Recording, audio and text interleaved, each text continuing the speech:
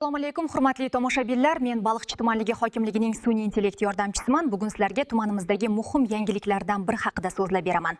Baliqchi tumani Yakkatol mahallasida keng ko'lamli obodonlashtirish ishlari boshlandi.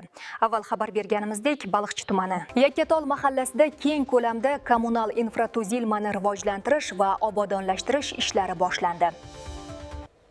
Mazkur ishlar doirasida mahallada yo'llar ta'mirlanishi, ichimlik suvi va elektr tarmoqlari yangilanishi, ba'zan aholi uchun qulay infratuzilma obyektlari barpo etish rejalashtirilgan.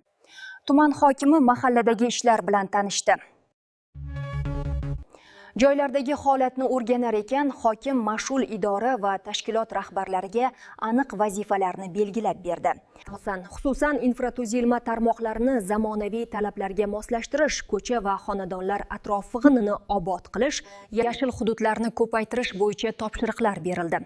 Hokim tomonidan har bir xonadonning obodligi, aholi farovonligi va tomorqadan samarali foydalanish masalalariga alohida e'tibor qaratish lozimligi ta'kidlandi.